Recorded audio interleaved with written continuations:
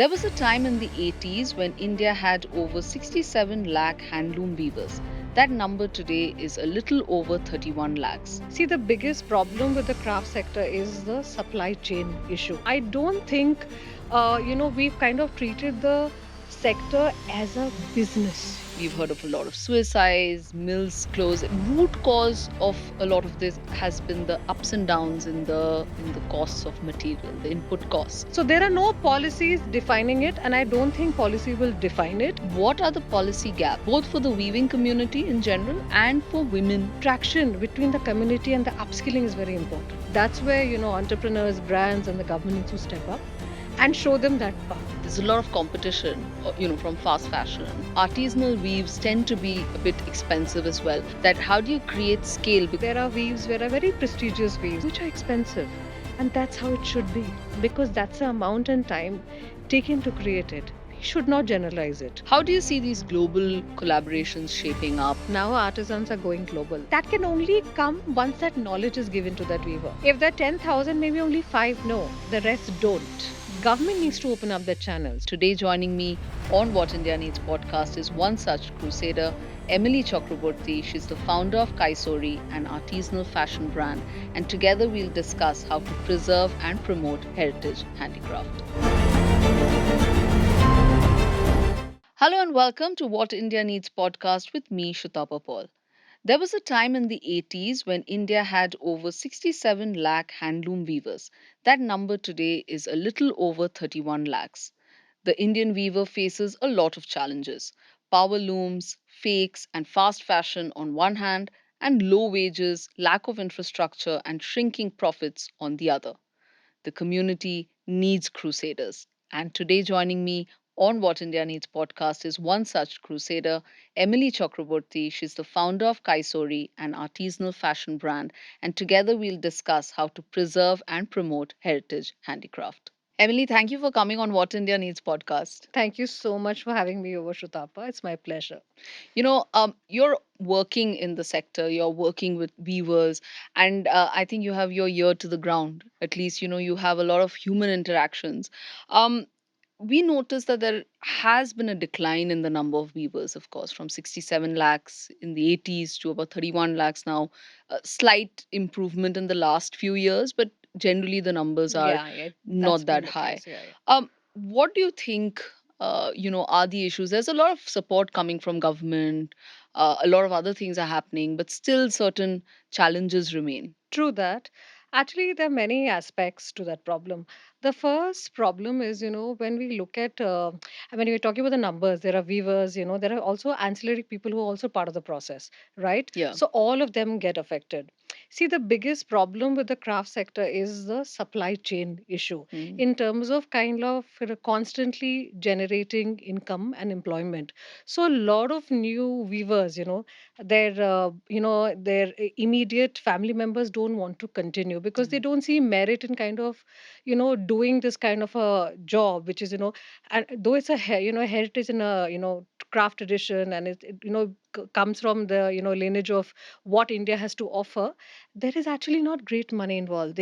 And you have to understand that not all of them are directly working with consumers or they're selling to Right. consumers. There's always a middleman. Mm. So half the money, or maybe 80% of it, it goes to them and not necessarily comes back to the weaver as an income. So these are the broad aspects of the problem. Secondly, I don't think we've kind of treated the sector as a business. We've not Mm. treated the craft sector as a business generating sector, Mm. where we look at scale Right. to address, how to kind of help them, how to address that challenge. Brands, when they come on board, when they create products, instead of catering to maybe 100, we should look at how it should reach about a lakh people, right? Yeah. So which kind of assures income to them throughout the year. They understand the mechanics of it better, and help them kind of generate income. Second aspect of it is, see, when you look at weavers, now these weavers also include, could be home, could be, Yeah. saris, could be anything. We have to kind of segment and see how to address each of them very differently Yeah. and find the solution accordingly. So it's very, when we put a number, we don't know what that number stands for. Hmm. Are they sari weavers? Yeah. If it is sari weavers, then that problem has to be tackled differently, right? Yeah, I'm not saying make it cheap or make it expensive, but I'm saying the problem has to come from the issue, that they're facing. It can't be a very generic thing. Hmm. It can't be a policy that works for all weavers. Yeah. It doesn't, right? Yeah. So there are different aspects of the problem, and that is what needs to be addressed currently, and which I think is the coherent issue that we are facing currently with the sector. I think, the fact that we have not treated this as a business, as an industry, as a serious industry, I think that is the most important thing that jumps at me from what you said, is because when we look back, with Gandhi ji, just as an example, and Khadi, and our roots to handicraft and our traditional textiles goes back a long Long way, way. right? And then you, of course, had the freedom movement where, it got a bit of a fillip because of the Yeah, whole Swadeshi absolutely. movement. Having said that, we completely lost our way after that, and an entire community of artisanal um, weavers and allied workers, as you Yeah, said, ancillary workers, they all did start suffering a yeah, lot. yeah. We've heard of a lot of suicides, mills closed. I mean, all kinds All of kinds of things have things. happened, and root cause of a lot of this has been the ups and downs in the costs of material, the input Yeah, costs. yeah, So for example, in Tirupur alone, I think recently prices have jumped to 2000 rupees per candy. yeah. I mean, that's a huge Huge. jump. And Yeah. how do you see, say, schemes like the raw material supply scheme kind of play a role in balancing this? Are they doing it? Are people still not being See, paid not attention? everybody can afford, none of the weavers can afford raw materials. I think, as I said, when I talk about the sector, weaving is also a craft. Yeah. Okay. So is block printing a craft, so are many other things as craft. So the problem is with all of it, right? Mm-hmm. So when you talk about raw material, it's an input for a craft. When you do a block print, it's an input for when you do a weaving, right? Mm. Now, either they're doing job work, for a brand, or for an entrepreneur or for a middleman, right? That cost has to come to them and Mm. not onto the weaver. Mm. You understand? So all they're left is with the component that they can take back as income. Correct. So there are no policies defining it, and I don't think policy will define it. But what we need to do is kind of identify that as the issue Mm. and help them address that. Because I Mm. work with weavers in Maheshwar and in Bengal and in Chanderi, and I see this as a very big problem. Once you take out that aspect of raw material from them, Mm. they do it willingly and they're happy to do it. Yeah. So that is the important thing that needs to be considered in terms of raw material. So there may be policies coming in. And of Mm. course, there are, see, when they get that income, they can put that back into their business and do something else for themselves as well. So that is what I think should be tackled. When talking about challenges in the sector, that is what is not happening currently. Also, I mean, health wise, weavers really suffer, right? Long hours mean that, at least a study, 2025 study in Kutch found that over 60% of weavers suffer from musculoskeletal issues. Over 35% have poor lung function because, they are Yeah, exposed to dust. I think a lot of welfare programs could look at the health aspect of it. I mean, this is all the discussion we're having is how do we retain a generation of the younger weavers who are not taking up the craft. They're doing something which gives them more money, and at the same time we are able to preserve our yeah, heritage craft. So we have to look at everything for the community, health being an important aspect true. as well. So I beg to differ on this.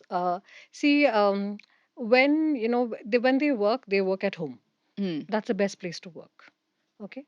When I'll give you a little anecdote in what happened in COVID, and I was very worried because first 3-4 months it was an issue. We yeah. didn't know how to kind of like do their regular payments, and and whether they're okay, they're not doing okay. And I would talk to them every day, and I still talk to them every day, and they would tell me, दीदी क्या चाहिए, दूध मिल जाता है, चावल घर पे है, आटा घर पे है, सुबह जाते हैं हम लोग वॉक पे, आते हैं वीव पे बैठ जाते हैं, काम खत्म कर लेते हैं, फैमिली के साथ टाइम स्पेंड करते हैं, and we are fine.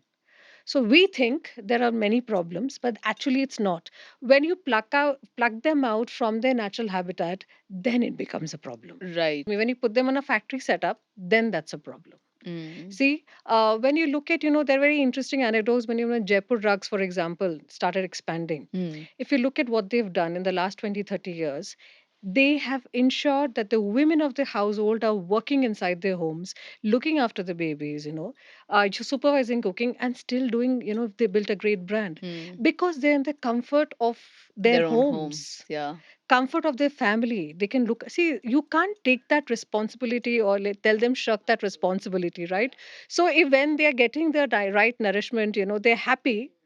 If you're happy with what you're doing and how where you're doing it, it doesn't change. It's only when you're not happy and you're forced to do something either in a factory setup or which is something which you don't It enjoy. doesn't come naturally It to doesn't them. come naturally Yeah. to them, so Yeah. they are not used to that. They are very, so they don't have Sundays, Mondays. They've Mm. taken off when there's a holiday, there's a festival or there's Mm. something in the family, so they work very differently. Mm. And we Mm. have to respect that. Yeah. We are working with humans, we are working with people who have skills, who have feelings and share emotions. So that is my biggest learning. I used to always think, we have to do this, that. No, that's not. They need love, care and affection, and we need to understand the habitat in which they work. So Right. and when you start respecting them, they start respecting you Yeah. back. So you mentioned women, and we have a stats here that around 72% of the economic handloom weavers are women. Yeah. So that means that's quite a Yeah, big yeah, they're part of the population. entire chain. So Hmm. it's not just about coming onto the loom. There are Hmm. many things that happen, whether it's, Right. when a craft is washing of the fabric Hmm. or dyeing or printing, weaving, engineering, spinning, all of it, they're equally, working Is at the par with. policy, do our policies adequately Not support really, women? not really, not really. I don't think our policies are also supporting, supporting crafts in general as well, because the GST, varies from 5% to 12%, Yeah. and we don't know why we even paying GST on a craft product. Yeah. But it doesn't. But yes, there is disparity in terms of what is seen because, Hmm. yes, I mean it's not a 50-50. If you tell me, if you ask me currently, but women are involved. If you go to Chanderi, Hmm. I mean, if the man is unwell today, or if he's not able to do something, or the process to which the fabric comes onto the loom for weaving, everywhere there's a women involved. They Hmm. at par Hmm. and they know the process. But I don't think we are looking at the documentation that way, where we're kind of recognizing that women are also part of the chain. Yeah. So Yeah. that's why this disparity shows. But at the field, it's slightly different. I'm not questioning in terms of what they're getting, and that stats may be true, but I beg to differ when they say women are not a part of the process. Right. They are part of the process everywhere, and they do it better than men. So when you said that, there is policy, obviously, we are Yeah, hearing about a lot of things that the government is doing, and various governments, right? State governments have come forward. Andhra Pradesh government, yeah, we have and a Odisha, 25,000 annual aid per yeah, handloom weaver, free power again, free power that must be making a difference. Orissa has done, and then we have National Handicrafts yeah, Development yeah, Program, yeah. etc., etc. So a lot is being done, but you're the person who's on the ground talking to people there as well, right?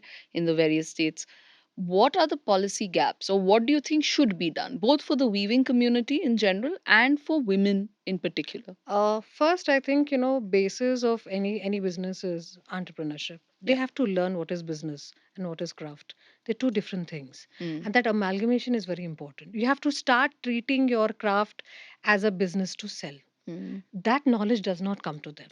Second is, you can't have your binders on and not know, okay, it's Ikkat of Orissa, and I don't know if I need to do an adaptation, in terms of a storytelling. If I do want to do something new, I don't know what to do. Mm. So the interaction between the community and the upskilling is very important. Mm. They have to be well versed with, Instagram. I mean, if you look, most of the communities on Instagram, are they using it well? Are they able to kind of communicate to the right buyer? Are they able to talk to the brands and ask them, what is that we can do different? How? Mm. So all of these are gaps, and this is also an experiment that will help their family also carry it on, because it's exciting, right? Mm. When a young person sees all of this opening up to them as well, or even a woman, for example, the opportunity. increases much more.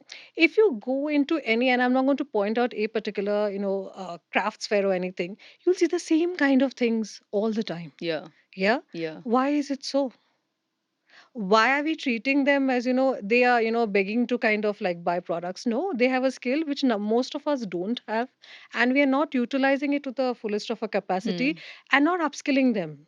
That I think is very important. I think that's where, entrepreneurs, brands, and the government needs to step up and show them that path. Yeah. Utilizing Utilizing e-commerce and technology, technology, right? as well as, understanding different forms of craft, and understanding how we can implement, how we can change things, how we can do Hmm. it better. Hmm. And the uniqueness, because Uniqueness, yeah. this is again my personal experience. If I go and buy from say a handicraft store Yeah. instead of an online store, there's a lot of diversity in what I'm looking at. Yeah. But most of our online stores who are doing great jobs, they are taking products from the weavers and they're engaging them, so full marks. But in terms of uniqueness, and it's like everything is started looking the The same. same. That's what I'm saying. It looks the same because we are not giving back, and we have to also blame as entrepreneurs. Okay, Yeah. and I don't shy away from saying it. We have to also kind of push the boundary, Mm. push and say, "Ye karo, wo karo. Let's Mm. try." But see, that's when respect comes in. When they tells them, "Ki didi ye hoga nahi, Hmm. mat karo, ye hoga." Hmm. I stop there because they know the skill more than Yeah. I do, Yeah. and they've done it for donkeys of generations, right? The Yeah. third generation, fourth generation, and I'm happy to say my current, bouquet of people that I work with, 50% are young weavers and printers, and 50% is the old generation. So it's a nice mix, and they're Nice all mix. learning from each Yeah. other. So we are trying to do a bit in a very small way, but I'm saying it's very exciting when you hear these things, Hmm. right? So, and you're absolutely right. There is absolutely nothing new that is being created, and it is not about being, cheap or expensive or well priced. It's Hmm. about what you're selling, and the Yeah. price will come, Yeah. So and how you tell the story. Yeah. how GI tags, now we hear a lot about that, about 104 handloom products have the geographical indication tag. How far do such things make a difference? It kind of helps you. It's information. Okay. Hmm. I feel firstly, for consumers to know that these crafts are unique to certain regions, and and they should be preserved. And there's a craft legacy, and weavers, printers, or embroidery communities, practicing that should be nurtured in those particular regions, right? But well, what happens is, Surat and Bengal have become home to all of these GI tags, irrespective of the craft is practiced there or not. And honestly, I mean, it's a problem, but there are all kinds of consumers, Right. Right. and every consumer goes through the journey. They will go up the ladder, and they will find. Hmm. And see, we can keep screaming and shouting and saying, this is this till they experience it. No, it Hmm. won't change. Hmm. If you buy a screen and a screen printed viscose ikat, and then you buy a silk ikat later, you understand that quality Yeah. difference, and you can't change that consumer, right? And there's a market, and you can't fight the market. So then what you're selling, do it well, create Hmm. it well, and sell it. Yeah. Also, there's a huge there's a lot of competition Yeah. on from fast fashion, Yeah. from power looms, as Yeah. you mentioned. You Yeah. can get Yeah. the same thing at 40%, Yeah. 50% less, Absolutely. right? And artisanal weaves tend to be a bit Yeah. expensive as well. How do you create scale? Because this you and I discussed Yeah. that. How do you create scale? Because only when you create scale can you make prices a bit more competitive and get more people to consume it. True. Is that possible, and how can that happen? See, I can't. Okay, so it's a very interesting question. So there are different kinds of waves. Not all waves start at 20,000. Not all waves start at 1,000. Hmm. Right. Now, how do you do it? Multi, levels you can do it. One is the material that you use in Hmm. the craft story you're creating. For Hmm. example, we want to build Kaisori as a craft expert. So, for example, use a Maheshwari base material to do a batik story, or to do, or use a Chanderi base material, which is woven in the cluster, to tell a batik story, or to do a chicken curry embroidery on it. Hmm. One level you tackle scale. Hmm. Second level is identify what is scalable and what is not, Hmm. and charge your premium, and do your product pricing accordingly. For example, we work in Maheshwar, and we do the Seher collection. This is what we do, and I'll give you an anecdote from what we are doing. 3 years we've been selling that collection, and it's Mm. still a bestseller. Now the point is, we are not fast fashion. Mm. Craft is not fast fashion, and it is effortless and it is timeless. Mm. Now, if it is timeless, then we should be able to sell it for. It should become like Amul butter. Mm. Okay, every woman in India can own that piece. That's my aspiration. The Seher purple, which is a hot favorite. Why should we stop at only selling 1,000 pieces of it? Why Yeah. not 1 lakh, 1 crore? That's how you give them income throughout the year. At the same time, find your new designs. But at the end of it, that income goes to them on those 2, 3 looms that we're running on that particular collection goes on. Mm. This is another level of tackling it. Yeah. Thirdly, there are weaves where are very prestigious weaves, whether it's ikats of Andhra Pradesh and ikats of Orissa, which are expensive. Mm. And that's how it should be, Yeah. because that's the amount and time taken to create it. Yeah. We should not generalize it. Yeah. So I feel these are the three things, broadly Mm. we can look at and do that segmentation and find what is scalable, what is not, and do the plan the scaling accordingly with your weavers. They'll also understand this aspect better. It helps them also plan their collections Right. better when they're I selling it for themselves. I think that makes a lot of sense because some of these should be, like when our parents, like our mothers, would have certain saris, Like and Banarasis, for example. Banarasis, and we know that it is an heirloom piece. It Yes, becomes an it's an heirloom heirloom piece. piece Yeah, over time, and somewhere global collaborations, for example. Now we true. see there is a lot of awakening towards Yeah, India. Obviously, there was that whole controversy about the Kolhapur. Kolhapuri, but at least people Yeah, in the West should be aware that yeah, there is this rich heritage that you can always kind of collaborate with and create designs. And obviously India and EU, for example, have a lot of joint programs. absolutely. How do you see these global collaborations shaping up? What kind of impetus does it require? It's actually quite fascinating, and it's actually quite exciting times because now artisans are going global. I mean, Mm. they're not in India anymore. And I see a lot of exciting collaborations happening, like, in India and abroad, when people are working with crafts like Jamdani, for Mm. example, Yeah. and, taking it to a different level completely. And it is already happening, in the kind of attires, that they're creating out of Jamdani. So that's how you get your a broader reach, Yeah. and that can only come once that knowledge is given to that weaver. You know what I mean? If Mm. there are 10,000, maybe only five know, the Mm. rest don't. Mm. And they have that access. So when you talk about policy, government needs to open up the channels. Only when they know, they in their minds it's only about creating that sari and Mm. not taking it beyond. How do you take it beyond? So that's where all of this Yeah. comes in, and I think very exciting things happening. I attended a conference recently where they were working with Banarasis and getting back natural dyes on it. Wow. Oh, yeah. And that was an old tradition that was lost completely. Not that, the dyes are replicated, can be replicated all the time. But again, a newer way to do Banarasis, for Mm. example. Not that Mm. it needs it, but something new, right? New. Yeah. Yeah. So I'm saying, you're working with Jamdani, how to kind of use indigo with it. Like I work on a print called Bharat, which is like a dyeing tradition of Rajasthan, Okay. which is very unique to it's almost like Ajrak, but it's not. And it's very barik, very minute block printing. And it's now only in Anokhi Museum of Block Printing, for example. Now, Okay. what can we do with Farad next, for example? So there are enough and more. You have to dig deeper Yeah. and then find those interesting, channels of, creating exciting work, because those artisans that I see, oh, they're doing amazing work with a lot of brands in UK. Yeah. They're creating, in terms of fabric, in so home decor also.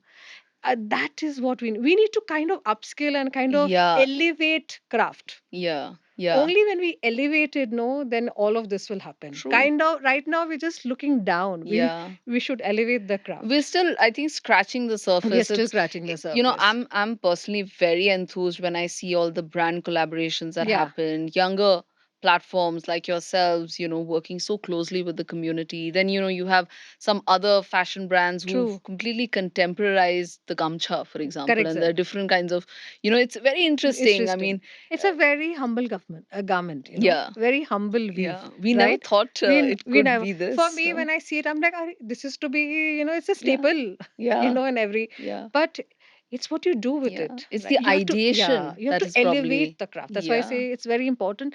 And I also feel we, as entrepreneurs, as brands, we don't need to run under after 10 things. Take one thing, take five things yeah, which you're really passionate about and elevate that. yeah. And specialize and elevate. That Yeah, is so important. it is not important to do, That doesn't happen in yeah, India. In yeah, any sector, you'll exactly. see we want to do everything. Everything. Go to a restaurant, sub multi cuisine hai. Be and but then say you go to Japan, for Yeah, example, or any of the other countries, there is a respect that comes with yeah, specialization and being great at one thing yeah. or two, three things, if not one, Yeah, true. at That's what. least. So let's talk about Kaisori. Okay, firstly, very interesting name. Tell us what it means and what made you shift. I mean, you're not from this background, you're No. from the advertising industry. Yes. And what make you pick up the cudgels of this kind of a business? Okay. Basically, I'm a typical Bengali. So, born and brought up with exposure to, I mean, all kinds of things, Yeah. grown up painting, learning Kathak. And one very important thing which is cultivated and, nurtured my interest in India was my travel, which I Mm, started when I was 1 year old. And I've kind of like really traveled the country and fell in love with everything, the heritage, the culture, the architecture, all of it. And it kind of stayed with me. It shapes the personality yeah. that I am today, and it comes to me very naturally. So I guess that creative process, and I used to always wonder, what am I going to do with so much of travel? And I've been traveling all the time.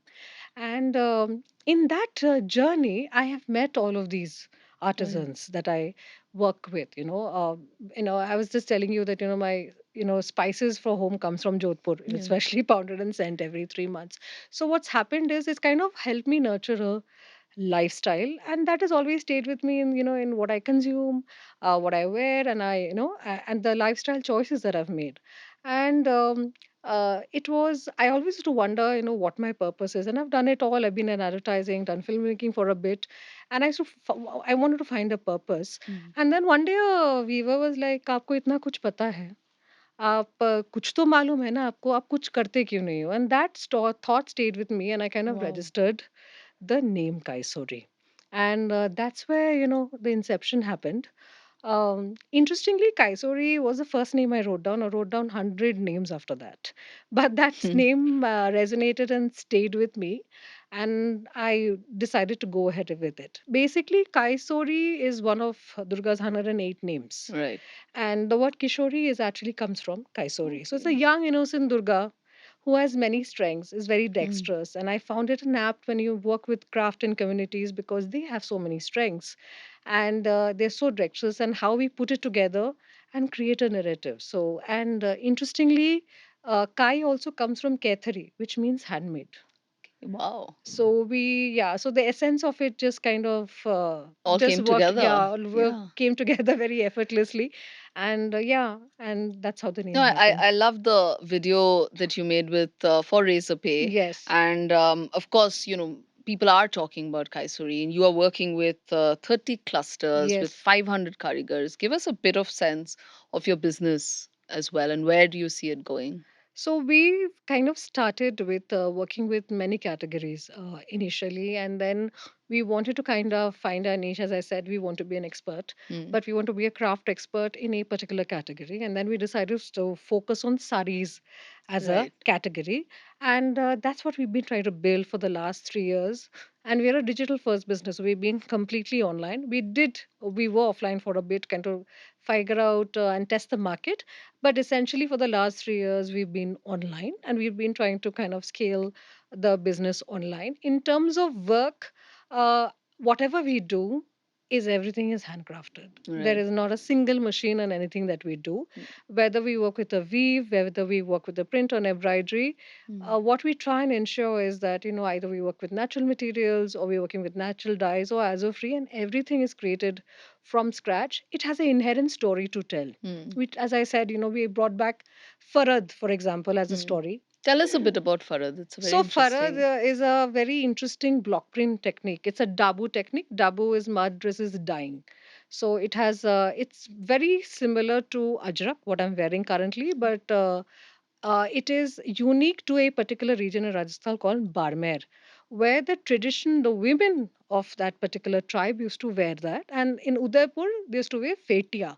So Okay. these are the two unique prints which are, see, lost traditions, Hmm. which women don't wear anymore because they've moved to wearing, viscose and screen and all of it. Yeah. But the prints are very complicated, they're very minute, and it's all natural dyes. Right. So I kind of discovered it on one of my travels, and they said ये blocks कोई नहीं use करता, Hmm. ये कोई नहीं करता, आपको क्यों करना है? I said मुझे करना है because बहुत सुंदर है, कोई करता ही नहीं है. And I feel as a brand, we should be able to create each and every story, or every sari should be unique Hmm. in what we are offering Right. and why it is unique and what we're bringing together. So that's why its story stayed with me, in fact. Then we are working with a Leheria tie and dye from Jaipur, which is only relegated to the royal family of Jaipur. So it Wow. was not, nobody was trying to scale it or make it available to everybody. But I thought, why not? And interestingly, even Karishma Kapoor wore that in Zubeda in one of her songs. And I didn't, it occurred to me much later when one of her clients sent us saying, this is the same sari. So, then that's that spark of joy and happiness when you kind of like find Right. something unique to tell and make it accessible to the, to the consumer who can now understand craft better. Hmm. So that's what we're essentially trying to do. This one time kind of address the scalability issue and tell them, this is great. We should be doing this to the artisan. At the other end, when a client opens a packet and they smell the natural dye and they see the beauty of the print, Yeah. they're willing to pay that premium for a craft, for Yeah. example. So that's what we're essentially trying to do. But whatever we do, we try and find a unique narrative to us. We like representing all kinds of women. I Hmm. don't believe that, anything, it's something that I and you should be able to wear, Yeah. and we should look the same. Yeah. And no judging, we are a size inclusive business, so I feel what better than a sari here. Absolutely. The And most I think it makes beautiful everybody garment. look beautiful. Yeah. And yeah, and I like to feature real women who, I do not like working with people who kind of, create anything which is gimmicky about the Right. about the way we do our products as well and how we portray them. So yeah, that's essentially what we're trying to do, and build as we go along and add more clusters to the work. Kudos to you because some of the crafts that you just mentioned, some of the designs that you mentioned, I mean, these would have been lost to time, and you're kind of reviving many of these through your work, and that Yeah, I think is yeah. I amazing. hate the word revive though, but because I feel if I don't do it, somebody else would have done it. It's the Hmm. opportunity that I've got. But yeah, I agree that, and why But a create lot new of blocks? you should, the reason you should take revive as a compliment and put it as a feather in your cap is because we are today losing a I lot of our agree. I traditional agree. foods, language, clothing, Yeah, and not that we shouldn't keep pace with yeah, modernity and modern times, but there is so much history and heritage that we absolutely. lose every day. And when you walk into a cluster and you look at, you look at the amount of blocks that are sitting there. Hmm. I mean, you can create a new story every day with those blocks. Why do we have to keep, doing new blocks? Hmm. Is what, see, I mean, there has been a merit. I'm not discarding any brands doing it, but I'm saying that, what do we do with them? They're Hmm. broken and gone, they're gone. Yeah. So that I feel like, it really pinches me when I see such things. And I said, no, isko we have to do, but do it differently and see how How we do can. you, because how do you get the clusters that you're working with? I mean, how do you get them to scale up? Because this is obviously a challenge Yeah. that Yeah. is being solved or being addressed. So tell us a bit about that. As I said, I believe that, craft is timeless. And I think you have to, as I said, no, you have to be fast fashion in craft. Hmm. Okay. So when you want to be a fast fashion in craft, you also have to look at kind of creating more volumes. So when you want to create volumes, then you have to ensure that the same pieces are finding a market and are constantly getting created and are unique to you. These three things, if you address, then you're home. At the same time, keep finding new stories to tell. Yeah. So what happens is for them, it's regular employment. As a brand, as an artisan working with you, they find new joys in kind of like discovering new things. When you're co-creating with another cluster, Hmm. or you're finding some new design story to tell.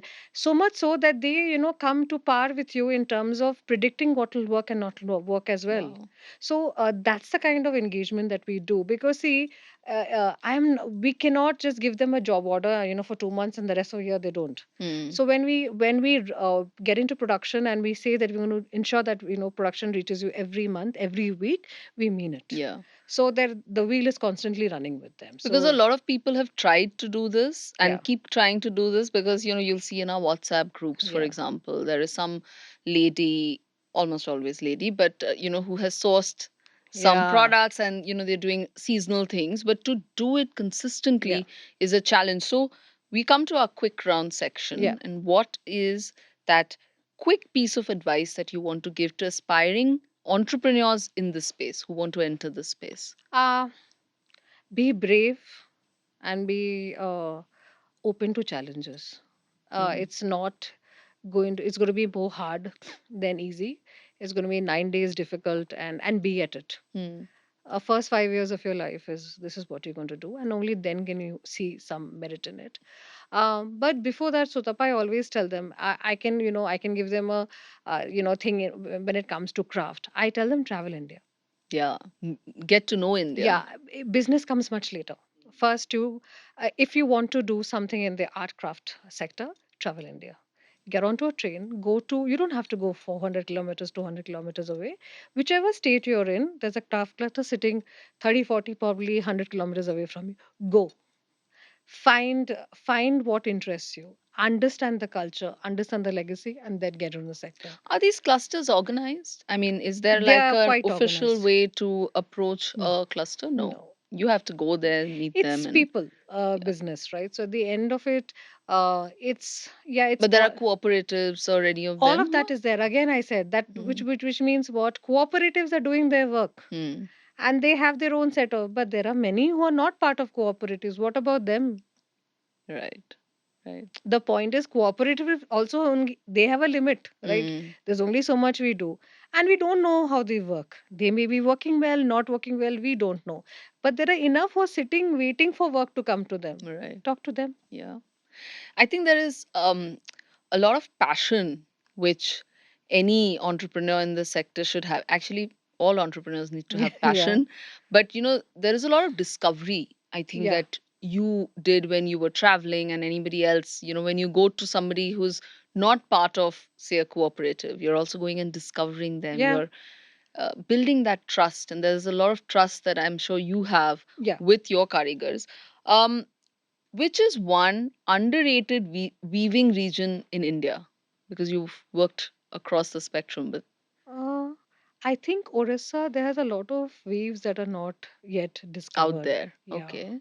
I think Orissa is one.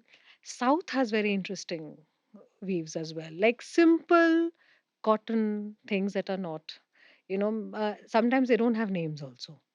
Even Bengal, like, I'm actually so passionate about the sector, it's very tough, but even Bengal, now you hear about Dhonikhali and all of it, right? But there are other weaves which, which you don't even hear about. They're simple things. So I feel these three states are quite rich in terms of weaves and, are not discovered or not yet come to the limelight. Right. Such a great discussion. I think we've learned a lot. And obviously, because you're dealing with weavers, we discussed about the problems and challenges that weaving community faces, and the ancillary workers as well. We spoke about what entrepreneurs can do, what the government can do. Yeah. What should buyers do? And that is my last question. Your message to all the people who are watching this, who will obviously be on their phone and Yeah. shopping, because that's all Yeah. most of us do. Do. Your one message to buyers, um, to have them look at more artisanal brands and fashion. I think one is you should ask questions. Okay. Only if you ask questions will you get information, and you'll get the information Mm. if somebody is doing the right thing, right? It'll help you kind of make the right choices. So, Right. yes, if you don't know, you can't make the choice, Yeah. right? So, then you'll make an informed choice. The choice is yours, whether you Mm. want to buy or not buy. But I think it's very important to ask questions. Second is a kind of look at the journey of the brand. It's very important, and I hear this from my customers as well. They study brands and they understand what work is Mm. going on. So these two things. See, I can tell you about mindful consumption, all of it. It's all there, But the most important thing I always get to hear is they don't have information. Hmm. So that inadequacy of information is very, very like. So I tell the customer, ask questions. That's very well put, Yeah. Emily. And thank you so much for coming on What India Needs podcast. And Thanks I a wish lot, you and Sutapa. Kaisori a lot of Thank you. success in future. Thank you. Thank you. It was a pleasure. And, sometimes when it's important to have such discussions because it opens up your mind and as well, to new ideas and new approaches in what you're doing currently. So it's been my pleasure. Thank you so much. Thank you so much. Thank you for joining us on What India Needs podcast. I hope you enjoyed this conversation. Do like, share, and subscribe to our channel. Leave your comments below. Thank you. See you next time.